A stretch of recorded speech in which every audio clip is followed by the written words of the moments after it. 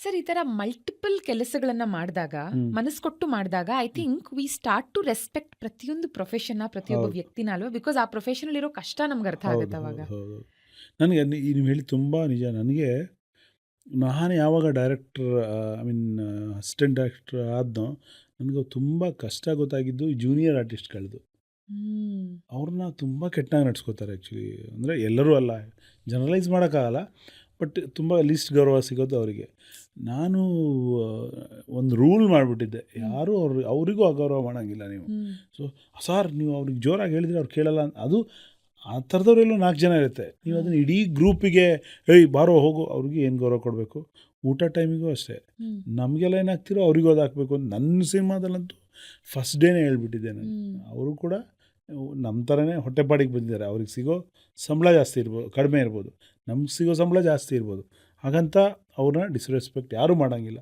ಕರಿಬೇಕಾದ್ರೂ ನೀಟಾಗಿ ಬಹುವಚನದಲ್ಲಿ ಗೌರವ ಕೊಟ್ಟು ಕರಿಬೇಕು.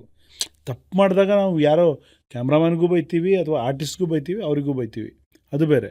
ಬಟ್ ಜನರಲ್ ಆಗಿ ಎಲ್ಲರೂ ಹ್ಯುಮ್ಯಾನಿಟಿಯಲ್ಲಿ ರೆಸ್ಪೆಕ್ಟ್ ಮಾಡಬೇಕು. ಅವನೊಬ್ಬ ಮನುಷ್ಯ, ನನ್ನ ಥರನೇ ಮನುಷ್ಯ. ನನ್ನ ಕಲೆ ಅಥವಾ ನನ್ನ ಡೆಸಿಗ್ನೇಷನ್ ಬೇರೆ ಇರ್ಬೋದು, ಅವನ ಡೆಸಿಗ್ನೇಷನ್ ಬೇರೆ ಇರ್ಬೋದು. ಅದನ್ನು ನಾನು ಕಲಿತೆ ಆ್ಯಕ್ಚುಲಿ. ಅಂದರೆ ನಾನು ನೋಡಿದೆ, ಯಾಕೆ ಇವ್ರನ್ನ ಇಷ್ಟೊಂದು ಎಲ್ಲೋ ಬಾರ ಈ ಥರ ಇರುತ್ತೆ, ಅಥವಾ ಬೈತಾನೇ ಇರ್ತಾರೆ.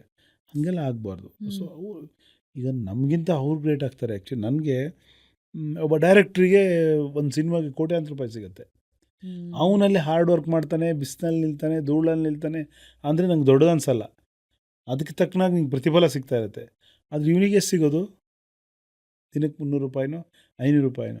ಅವ್ನು ಬಿಸಿಲಲ್ಲಿ ನಿಲ್ತಾನೆ, ಅವನು ಒದ್ದಾಡ್ತಾನೆ, ಅವ್ನು ಬೀಳ್ತಾನೆ, ಅವನು ಹೇಳ್ತಾನೆ ಅಂದರೆ ಅವನದೇ ದೊಡ್ಡದು ಪರಿಶ್ರಮ ಆ್ಯಕ್ಚುಲಿ, ಅಲ್ವಾ?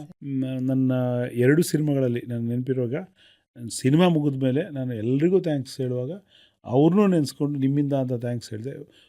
ಕಾಳಿದಾಸ ಕನ್ನಡ ಮಿಸ್ಟ್ರಲ್ಲಿ ಒಂದು ಗ್ರೂಪ್ ಆಫ್ ಜೂನಿಯರ್ ಆರ್ಟಿಸ್ಟ್ ಬಂದು ನನ್ನ ಹತ್ರ ಬಂದು, ಸರ್ ನಿಮ್ಮ ಸಿನಿಮಾದಲ್ಲಿ ನಮಗೆ ಕೊಟ್ಟಷ್ಟು ಗೌರವ ಇನ್ಯಾವ ಸಿನಿಮಾದಲ್ಲಿ ಸಿಕ್ಕಿಲ್ಲ ಅಂತೇಳಿ ಕಣ್ಣೀರಾದರು ಅವ್ರು ಆ್ಯಕ್ಚುಲಿ.